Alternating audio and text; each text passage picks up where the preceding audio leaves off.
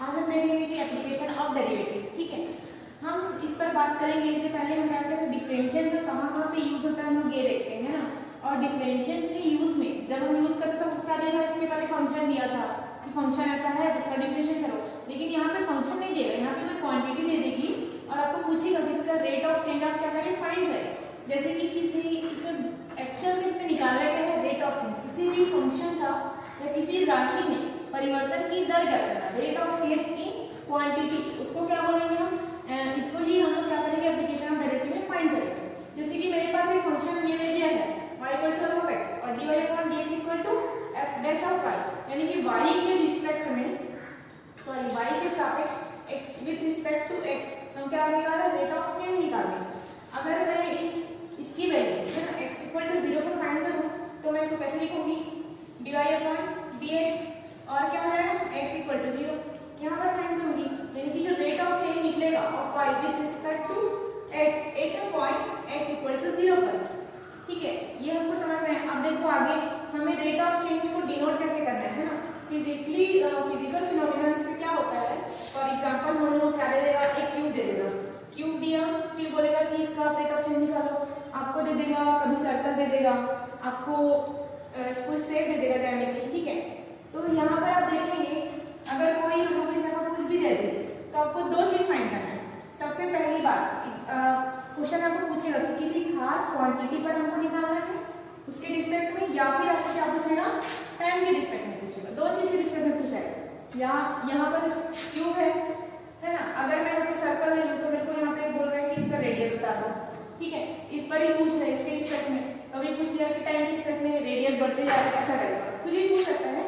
तो हमको दो चीज के रिस्पेक्ट में जनरली बताना रहता है। ठीक है, अब आगे हम देखते हैं, जैसे कि मेरे को पूछ रहा है सर्कल के रिस्पेक्ट में, तो हमको पता है सर्कल का एरिया क्या होता है, पाई आर स्क्वायर, ये होता है सर्कल का एरिया। अब मैं बोल रही हूँ कि पर्टिकुलर आर पर, किसी आर पर है ना, जैसे कि आर की वैल्यू क्या होगी 0 पर, पर्टिकुलर आर की वैल्यू क्या मैंने लिया 0। अब इसके रिस्पेक्ट में पूछा है तो rate of change with respect to radius वो कैसे फाइंड करेंगे, तो यहाँ पे देखो इसका हम करेंगे rate of change with respect to radius, मैंने रेडियस लिखा, किसके रिस्पेक्ट में हो रहा है, रेडियस के रिस्पेक्ट में एरिया चेंज हो रहा है ना, तो फिर यहाँ पे क्या हो जाएगा, रेडियस के रिस्पेक्ट में, यानी कि यहाँ पे आएगा 2/r। ठीक है, अब आगे देखो, अगर मेरे को यहाँ पे पॉइंट पर्टिकुलर एक पॉइंट पर दे दिया, r इक्वल टू 0 पॉइंट पर पूछा है, तो फिर यहाँ पे पॉइंट पर दे देगा तो कैसे निकालेंगे इसको, ये लिखेंगे, फिर पॉइंट की वैल्यू r0 है ना, मतलब r की वैल्यू क्या लिखी मैंने r0, यहाँ पर r इक्वल टू r0, तो यहाँ पे r इक्वल टू क्या हो जाएगा r0 और यहाँ पे वैल्यू आ जाएगी r0। ऐसे हम निकालेंगे, मतलब कि ये जो रेट ऑफ चेंज आया है वो क्या है, एरिया में वो रेडियस है जिसका किसके रिस्पेक्ट में, ये r0 के रिस्पेक्ट में वो वाला एरिया निकला। ठीक है, अब हम आगे क्वेश्चन में देखते हैं कि अगर हमको पर्टिकुलर सर्कल्स के लिए रेडियस रेट ऑफ चेंज निकालने बोला तो फिर जैसे कि मेरे को a सेंटीमीटर बोलता है, a सेंटीमीटर पूछता है, जैसे कि d a, फिर क्या बोल रहा है मेरे को, रेडियस की बात कर रहे हैं ना, dr अपॉन dt। अब देखो यहाँ पे हमको क्या पूछा है कि पर्टिकुलर चीज की बात हो रही है, कि हमको पूछा है कि dr upon dt equal to a centimetre पर सेकेंड। ठीक है, हमने ये दे दिया सेंटीमीटर पर सेकेंड, ये हमने क्या किया दे दिया। अब देखो ये क्या होगा, रेडियस का रेट ऑफ चेंज होगा है ना, किसके रिस्पेक्ट में, टाइम के रिस्पेक्ट में।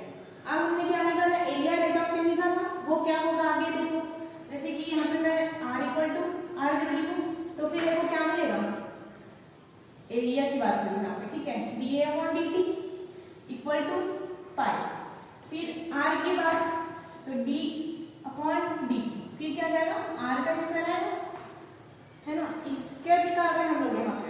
इसके पहले वाले में मैंने सर्कल का बताया था, लेकिन यहाँ पे हमने कुछ और माना है ना, तो यहाँ पे देखो t के रिस्पेक्ट में डिफरेंशिएशन हो इसका, तो फिर यहाँ पे क्या है पाई, फिर ये जाएगा 2r और यहाँ पे आएगा dr अपॉन dt। ठीक है, अब यहाँ पे देखो इस dr और dt की वैल्यू हम यहाँ से रखेंगे, जिसको हमने लिया था, तो पाई 2r और ये a।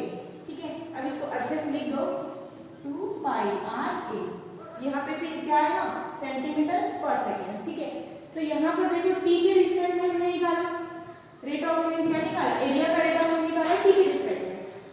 अगर हमने ये बोला था कि r इक्वल टू r0 यानी कि dt equal to 2 pi r0a ऐसा आएगा, और यहाँ पे भी जाएगा r इक्वल टू r0। अब हम क्वेश्चन में आते हैं, पहले कुछ रूल देख लेते हैं। जैसे कि हमको पता है कि सर्कल का क्या होता है, सर्कल का कितना होता है 2 पाई r, ठीक है। उसके बाद हमको पता है कि इसका सर्कल का एरिया कितना होता है पाई r स्क्वायर, ये होता है। हमको पता है कि क्यूब का जो सरफेस एरिया होता है, किसकी बात कर रही हूँ मैं, क्यूब की बात कर रही हूँ। क्यूब का सरफेस एरिया होता है 6a का स्क्वायर, और उसका जो यहाँ पे जो a क्या होता है वो सेट ऑफ लेंथ यानी कि इसका कोण होता है। फिर क्या होता है, क्या वॉल्यूम, अगर वॉल्यूम की बात करें तो क्या होता है a3, क्यूब की वॉल्यूम की बात करें है ना।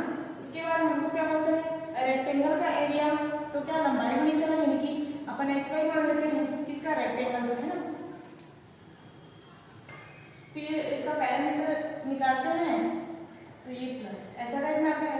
अब स्फीयर का अगर है ना, स्फीयर का अपना सरफेस एरिया निकाले तो हमको पता है कि स्फीयर का सरफेस एरिया कितना होता है 4 पाई r स्क्वायर, 4 पाई r स्क्वायर, किसका, स्फीयर का सरफेस एरिया, ठीक है। और इसका वॉल्यूम क्या होता है, वॉल्यूम है ये वॉल्यूम, तो क्या लिखेंगे 4/3 पाई r का क्यूब, ये होता है। और आगे देखिए अगर कोण की बात करें, कोण ये वाला शेप है ना, ये वाले शेप की बात करें तो कोण का क्या होता है, इसका 4 पार्ट है ऐसा रहता है, तो फिर इसका क्या हो जाएगा कोण का 1/3 वॉल्यूम है ना पाई r स्क्वायर h, ये होता है।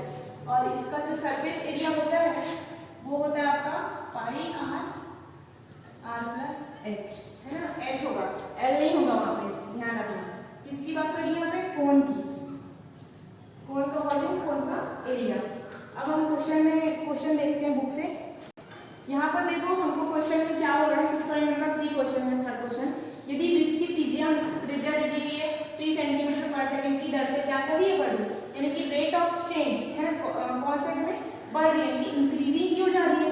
फिर बोलता है कि जब वृत्त की त्रिज्या कितनी है 10 सेंटीमीटर, तो हमको ये बताना है कि जो वृत्त का क्षेत्रफल है वो किस दर से बढ़ रहा है ना।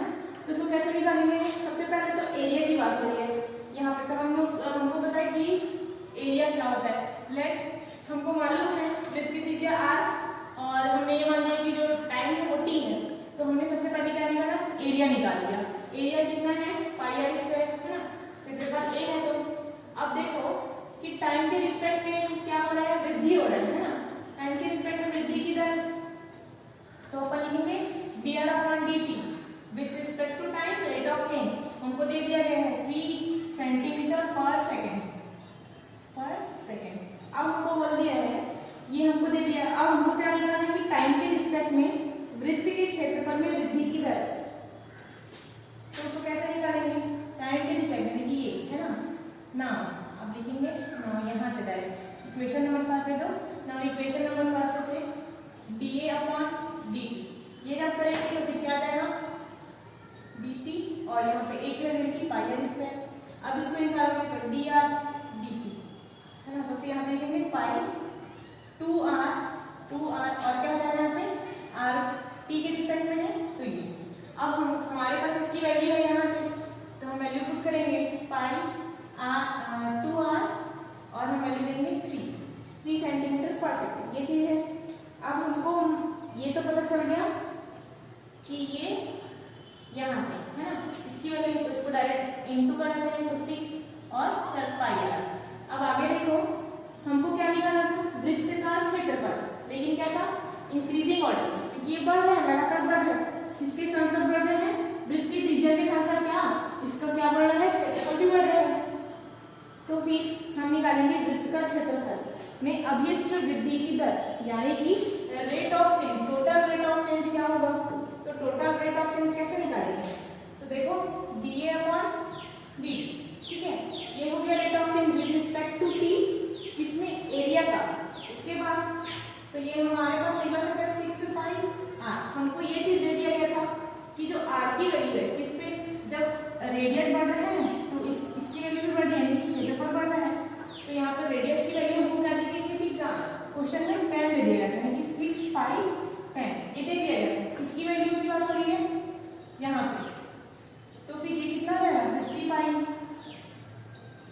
पाई, यानी कि आप लिखेंगे अतः r इक्वल टू 10 सेंटीमीटर पर वृत्त का क्षेत्रफल कितना होगा, 10 सेंटीमीटर पर वृत्त का क्षेत्रफल यानी कि एरिया जो है इतना होगा। आप ऐसा वैसा में लिखेंगे।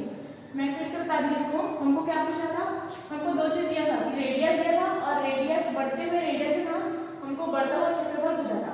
तो हमने पहले क्या निकाला कि हमने सबसे पहले एरिया निकाली, किस पर, लिमिट यानी कि रेडियस जो दिया था उस पर। फिर हमने क्या निकाला कि बढ़ते हुए रेडियस के साथ बढ़ता हुआ क्या एरिया क्या ये निकाला। ठीक है, ऐसे ही दूसरे क्वेश्चन पे आते हैं।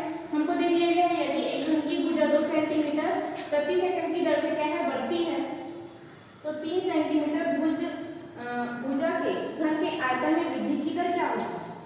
ठीक है, ये हमको पूछा, यहाँ पे क्या है घन की भुजा दे दी गई है, कितनी है 2 सेंटीमीटर प्रति सेकंड की दर से, और वो क्या है इंक्रीजिंग ऑर्डर में है, और हमको भुजा दे दी गई है 3 सेंटीमीटर और घन का आयतन निकालना है। तो सबसे पहले हमको पता है कि घन का कोण क्या है a है, हमने मान लिया कि क्या है घन का कोण, फिर उसके बाद टाइम क्या है t, अब इसको देंगे, और आयतन क्या है b। तो सबसे पहले हम लिखेंगे वॉल्यूम। ठीक है, घन का आयतन में वृद्धि की दर पूछी है तो वॉल्यूम क्या होती है a3 होती है। अब वॉल्यूम को टाइम के रिस्पेक्ट में हमने किया डिफरेंशिएशन, मैंने जब टाइम के रिस्पेक्ट में डिफरेंशिएशन किया तो यहाँ पे क्या आएगा 3a का स्क्वायर, अब a का फिर से होगा किसके रिस्पेक्ट में t के रिस्पेक्ट में, क्योंकि हम इसको डिफरेंशिएट कर रहे हैं विथ रिस्पेक्ट टू t। फिर यहाँ पर देखो हमारे पास वैल्यू क्या दी गई थी, घन की वैल्यू दी थी कितना, सॉरी a की भुजा की वैल्यू दी गई थी 3, ये दिया हुआ था। ठीक है, और परिवर्तन की दर यानी कि dA/dt दे दिया गया था कितना 2। ये दो चीज हमको एग्जांपल में सॉरी क्वेश्चन में दे दिया गया, यानी कि यहाँ पे क्या जाएगा 3 का स्क्वायर यानी कि 9, फिर dA/dt यानी कि 2।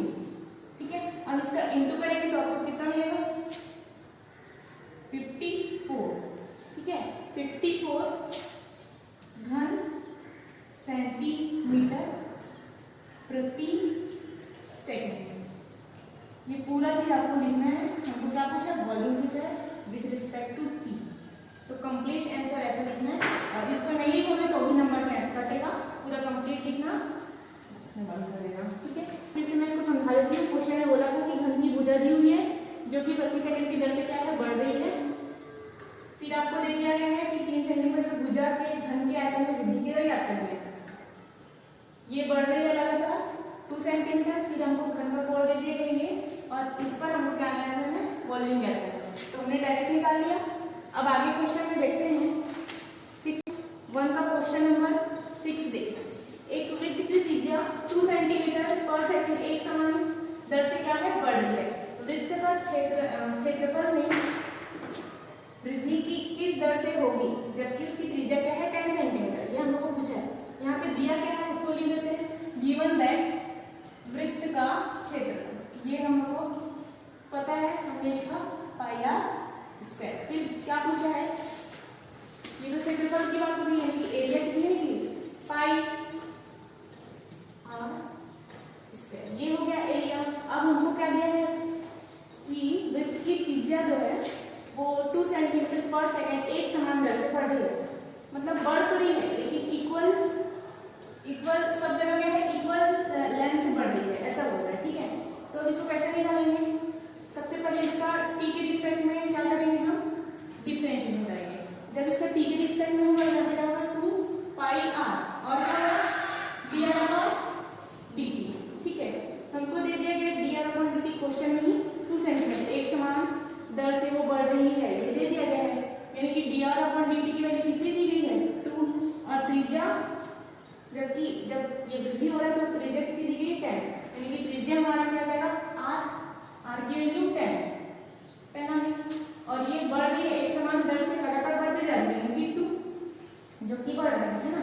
तो फिर dA/dt की वैल्यू क्या रहेगी 2 यहाँ पे कितना है 2 दूनी 4 और ये 40 पाई। अब यहाँ पे लिखेंगे क्या 40 पाई वर्ग सेंटीमीटर प्रति सेकंड, इसको पूरा लिखना है। ठीक है, वर्ग सेंटीमीटर प्रति सेकंड, ये आपका कंप्लीट आंसर होगा। मैं इसको फिर से समझा रही क्वेश्चन पढ़ के। एक वृत्त की त्रिज्या 2 सेंटीमीटर प्रति सेकंड एक समान दर से बढ़ रही है, यानी कि एक समान दर से बढ़ रही है, यानी कि ये आपका हो जाएगा 2। फिर आपको बोल दिया है क्षेत्रफल में वृद्धि किस दर से होगी जबकि त्रिज्या क्या है 10 है। ठीक है, वृद्धि किस दर से होगी जबकि त्रिज्या क्या है 10 है। ठीक है, नेक्स्ट क्वेश्चन में आते हैं। हमको बोला है शांत जल, एक क्वेश्चन है तो शांत जल में 7 क्वेश्चन है। शांत जल में पत्थर फेंकने पर वृत्तीय तरंग जो है बनती है जिसकी त्रिज्या 2 सेंटीमीटर पर सेकंड की दर से बढ़ती है।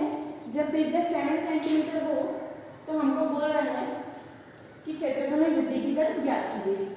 तो हमको मालूम है वृत्तीय तरंग का क्षेत्रफल कितना होता है, वृत्तीय तरंग का क्षेत्रफल, वृत्तीय तरंग का क्षेत्रफल कितना होता है पाई आर स्क्वायर।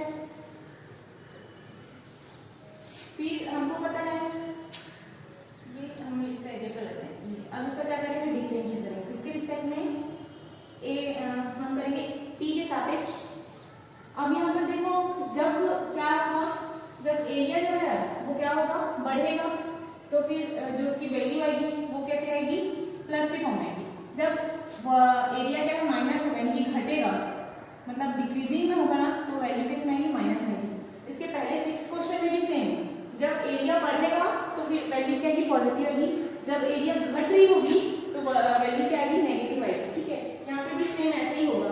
अब यहाँ पर देखो इसका हम लोग डिफरेंशिएट करेंगे इसके रिस्पेक्ट में, टी के रिस्पेक्ट में। तो यहाँ पे क्या होगा 2 पाई आर और क्या होगा D R upon D T. अब हमको दिया है क्वेश्चन में पत्थर फेंकने पर त्रिज्या 2 सेंटीमीटर प्रति दर से बढ़ रही है यानी कि D R upon D T दे दिया गया है 2। ठीक है, और दिया है क्या, त्रिज्या दी है 7 सेंटीमीटर, तो इसको क्या करना है, तो यहाँ पे लिखेंगे डी अपॉन डी टी। फिर यहाँ पे आर की वैल्यू 7 और इसकी वैल्यू 2 यानी कि 2 पाई 7 इंटू 2 28 है ना, तो इसकी वैल्यू क्या होगी 28 पाई वर्ग सेंटीमीटर प्रति सेकंड। ठीक है, ये आपका आंसर पूरा कंप्लीट।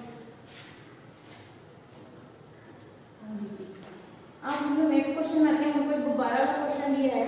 इसमें बोला है कि एक गुब्बारा है, क्वेश्चन नंबर 10 है, एक गुब्बारे की परिवर्तनशील त्रिज्या 3/4, यहाँ पे त्रिज्या बोला गया, व्यास पूछता तो फिर अलग इसमें बस 2 आ लगता। ठीक है, यहाँ पे त्रिज्या दे दी गई है, फिर x के सापेक्ष आयतन में परिवर्तन की दर विद रिस्पेक्ट टू x हमको वॉल्यूम निकालनी है। हमको दे दिया गया गुब्बारे की त्रिज्या, हमको दे दिया गया है r क्या दिया है 3/4 2x + 3। अगर यहाँ पर आपको r की जगह व्यास बोलता तो आप 2r लेते और 2 को नीचे लाते। ठीक है, यहाँ पे त्रिज्या दी गई है। अब हमको क्या पूछता है, आयतन पूछता है। तो यहाँ पे हम क्या निकालेंगे, सबसे पहले हम v निकालेंगे x के टर्म में, उसके बाद हम क्या करेंगे कि x के रिस्पेक्ट में क्या करेंगे, इसका डिफरेंशिएट करेंगे। तो पहले हम क्या निकालते हैं, वॉल्यूम निकालते हैं x के रिस्पेक्ट में। तो वॉल्यूम के डेफिनेशन से 4/3 पाई r क्यूब। हमको त्रिज्या दे दी गई है तो 4/3 पाई, r की वैल्यू पूरी लिख देंगे 3/4 2x + 3 की पावर क्यूब, ये पूरी वैल्यू है 30। अब इसका करेंगे सिंप्लीफिकेशन, ये आ जाएगा, इसका होगा तो कितने बार में जाएगा, 3 या 9 और 9 दिया होता है 27 और यहाँ पे 4 चौक 16 और 16 दिया होता है आपका 64। फिर यहाँ पे आएगा 2x3 का क्यूब। अब यहाँ पर आप लिखेंगे, यहाँ से ये कैंसिल होगा 9 टाइम में और ये भी कैंसिल होगा तो फिर 16 टाइम है, तो ये आ जाएगा 9/16 पाई और ये होगा 2x + 3 क्यूब। हमने क्या निकाला, वॉल्यूम किसके टर्म में, x के टर्म में। अब हमको क्या करना है, वॉल्यूम का डिफरेंशिएट करना है विथ रिस्पेक्ट टू x। ये हमको क्वेश्चन में बोला गया है। अगर हमको टाइम के रिस्पेक्ट में होता तो हम इसको टाइम के टर्म में लाते। फिर यहाँ पे क्या रहेगा d/dx, बाकी चीज एज इट इज हम यहाँ लिखेंगे जो हमारा आया था 9π/16 और था कि 2x + 3 का क्यूब। ठीक है, अब आगे देखो यहाँ पे क्या हो सकता है, यहाँ पे हम लोग ये लिख सकते हैं, इसका करेंगे पहले। ठीक है, तो यहाँ पे क्या आएगा 9π/16 और यहाँ पे देखो 2x + 3 की, तो 3 पहले सामने आ जाएगा मैंने इसको x मान लिया एंड x n माइनस 1 यानी कि 3 माइनस 1 2, ठीक है। फिर एक बार इस टर्म का होगा तो इसका होगा यानी कि ये 2 आएगा पहले तो 2 into 1 और ये हो जाएगा प्लस 0, तो हमने सिर्फ 2 लिखना है, ठीक है। अब इसका डायरेक्ट मैं इंटू करके लिख देती हूँ यहाँ पे 27 है ना, 3 into 9 करेंगे तो 27 अपॉन 16 है ना अपॉन 8 हो जाएगा, यहाँ से कैंसिल हो जाएगा तो ये क्या हो जाएगा 8 पाई 2x प्लस 3 का स्क्वायर। ये आपका होगा rate of change with respect to x of volume, ये आपका आंसर होगा।